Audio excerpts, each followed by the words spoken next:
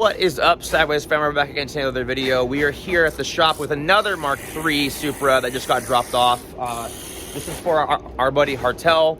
He just dropped this car off from NorCal. It was like a 6-hour drive all the way down here. He dropped it off at about midnight the day we got back from Supras in Vegas. Let me give you a quick walk around of the car, of everything that's in this thing and what we're going to be doing to it real quick. So first looks, you can see Vinny and Caden are already working on this thing right now. He's got the CX Racing Special turbo kit with a 38mm tile wastegate that we cannot run because he's going to have boost creep major issues. We're going to be keeping AC in this. I guess we're keeping ABS in this. He has all the heater core stuff attached. I always delete all that because I like the fact of having it be super clean and not having any of this stuff. You'll never see any of this stuff in any of our cars. He's already gotten to the majority of the work himself. This is a 2jzgte vvti engine, and this is an original turbo car. It's got an RM54 in it.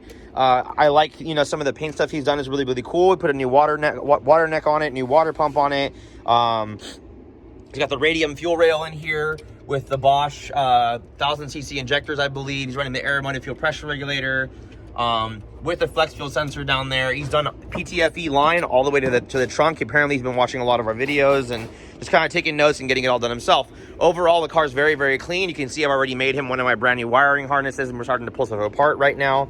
You got the turbo tail lights, turbo trunk, assuming it's probably like a 90, 91 car from what I remember. Mine is the mess outside. We were just gone from Vegas and I haven't had time to have the scrap guy come by. But overall, the car is beautiful. Very clean. Interior is actually really, really nice. Just super, super nice car. Super excited that we're going to get to do this. Apparently, he put a Walbro 450 in the tank already. So, I mean, looking at it, we should be pretty quick to get this done. I mean, I'm not a fan of Chinese turbos. I'm not a fan of Chinese, you know, it could be a Chinese wastegate. Maybe it's real. I have no idea. You know, he's gone ahead and hooked up the water lines to the China turbo too. I never really ever do that. So, I mean, I would have blocked everything off at the water pump and at the rear of the engine. Like I said, deleted the whole entire water pipe, removed all that stuff. But I guess he's hoping that he'll be able to run AC and everything else in this car is going to work. I have wired it up for him, so yes, it will work, but I cannot guarantee it's not going to overheat. He's trying to go for 600 horsepower with this setup, and I told him there's no way in hell you're going to get it because the intercooler's a Mishimoto. I don't know how much you guys know about these, but you've seen them in the last 2 or 3 cars we've done. I'm not a fan. They do not make the proper, you know, amount of cooling in the IAT to keep the engine happy and healthy. I think you need something bigger and better. I mean, there are other brands of intercoolers that are not super expensive that work great to get you to 600, 700 horsepower with no problems. I mean, and Eddie and Drew and all of our other guys, Jair and Alex and all the other homies can attest to this. Anyways, phone just keeps cutting out. I'm using Caden's phone right now because my phone's all out of footage and room. So anyways, we're going to pull the compressor housing off, get all the lines hooked up. Vinny's pulling the intake manifold off, which apparently is a bunch of loose bolts that weren't even tight. I got to give him a set of coil packs because I guess he didn't have any to begin with. So we're going to, and I wired it up for factory ignition. So yeah, we got some work to do, but basically the whole entire car is just going to be intercooler piping, downpipe. I'm going to put my harness on, relocate his battery to the trunk. We're going to make it look super nice. Get it started off. He wants to just run what he brung. And I guess, if he's ready for Vegas for next year and wants to make a bunch of changes to make it look as badass as all of our cars do, then fuck it, you know, we'll get it later. So let's get all this stuff apart, take a few videos of us getting everything together, and then we'll be a nice startup and we'll be ready for dyno. Here's another problem why I don't like having people work on their cars and then bringing me their stuff. So we got a strip bolt in the intake manifold right here. The hole on one of these right here, when Vinny was pulling it out, it just kept spinning and spinning and spinning. But you grab the fuel line right here and look, you know, he says, oh, I did everything right. You know, everything should be good. And the first line that we even touch is loose. So now we got to go through everything and make sure that everything is tight, because we know that if one thing's loose, more than likely everything else is loose too. We got the intake manifold off. Caden's removing the water lines. We're going to block them off. This is not going to work. The hard 90 off the turbo, you know, this is loose. And what has to happen in order to even get the turbo to clock the right way, this whole turbo has to be rotated this way and then go all the way over here. So more than likely his whole turbo line is going to be needing to be replaced over there too. Hopefully he didn't crack these too, because these look torqued down as hell. Yeah, well, once again, guys, we just got to check everything. So I don't know. We're going to keep working through this and keep everybody updated of things that we find that are wrong. All right, guys, so I got a few things that we're showing and that we're going on. So we're going to pull the manifold off. So everybody knows where the wastegate comes out the manifold on a lot of these. It's like right up against the frame. So you're going to have to jack up the engine to get the manifold in if you're going to put it in, put it on in the car with, you know, once the engine's already installed. I did notice here too, he didn't weld these up. He didn't even do anything with these. He just capped them with vacuum cap. So those would have just blown off. And then for anybody that wants to know how you get your temp sensor in your car working, all 2jzgte vvtis are gonna have this port right here. Below the actual OEM ECU temp sensor, you're gonna need another OEM sensor like this to actually get this to work for all your vvti stuff.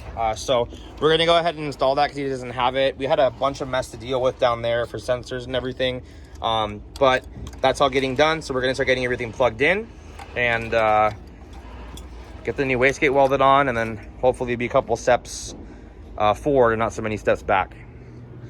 All right, guys, so a little update on Hartrell's car. The intercooler piping is done. I'm just finishing up welding up the IAT for over here. We're gonna be plugging in our intake air temperature sensor. That's right here.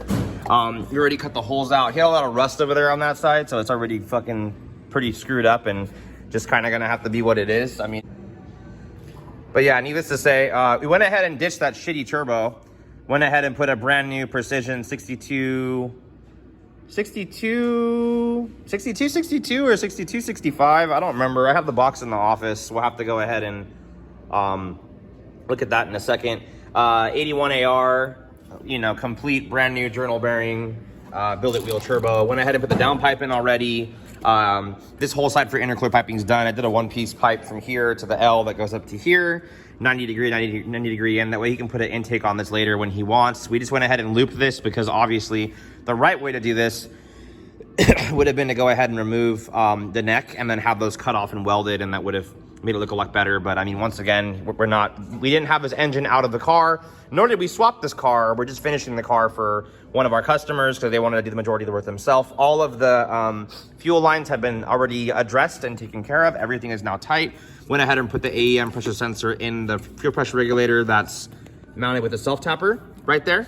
And we're gonna go ahead and hook up the ground. We have a few little odds and ends we're supposed to do. For all your Mk3 guys that wanna know what's up with alternator and how all that works. So these are your OEM 7M hookups because the alternator's on this side of the chassis. You'll have to cut this off and extend this all the way down along the sway bar to the alternator on that side, along with this connector here. His connector's broken, so I don't know what we're gonna do about that. I'm not sure if this is the power wire. Judging by it's the bigger one, I'm gonna say this might be the actual power wire for it. So I guess we'll have to see how that works. I'm not even sure if they're even soldered. It feels like they're just taped. I don't wanna pull it off and rip it, so we'll deal with that later. But yeah, I'll probably have to put a new connector on this for him since this is not even the right connector for a VVTi. This is for a 7M. So we're gonna have to grab a connector from the junkyard or something because I don't have them in stock right now for the alternator, and then that'll run down from the bottom on the sway bar up and in as well. We need to go ahead and hook up his boost control solenoid to the turbo and to the wastegate. We've already went ahead and welded on and put on the hyper gate. It's kind of hard to see right here, but there, a little bit of light. Now you can see it. We're already on, good to go. So, got a few more little odds and ends to go, but we're pretty much all the way there of what I'm gonna need to be ending this video and getting the car started. So basically, I'm gonna go ahead and power up the BTI. I'm gonna go ahead and run the battery location kit that I've already made for the car right now. We're gonna go down on the floor, hose clamp all the piping, go ahead and put the oil, the coolant, the gear oil, everything else in the engine. So it's good to fire up. I'll go ahead and give Danny a ring, see if he can come by tonight. That'd be awesome. Car could be started. We can go ahead and get the exhaust work done or talk to him about whatever he wants us to do.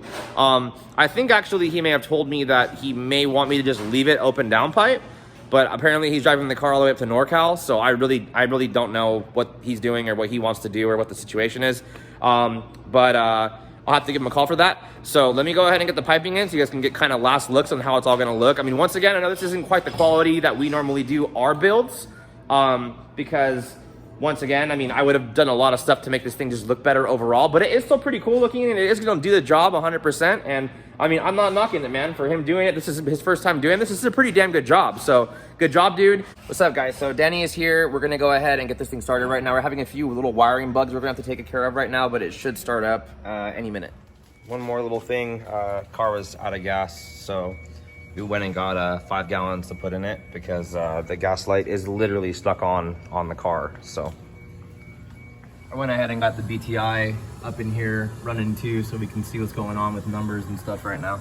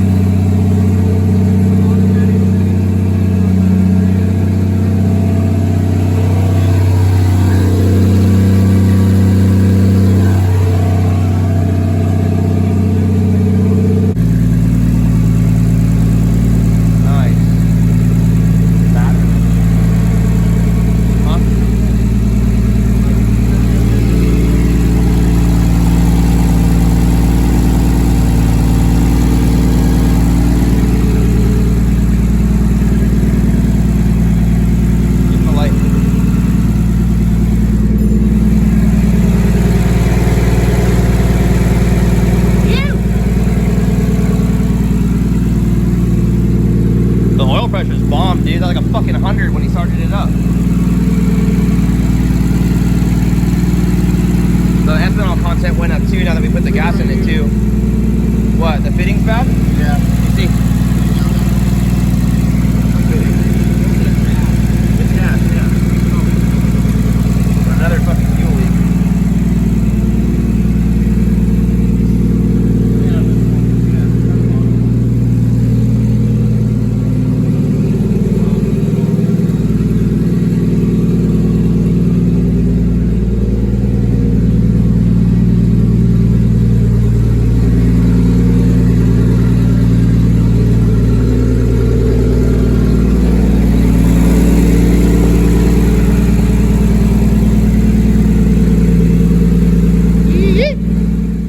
All right, guys, well, it's pretty late. It's about 9 o'clock.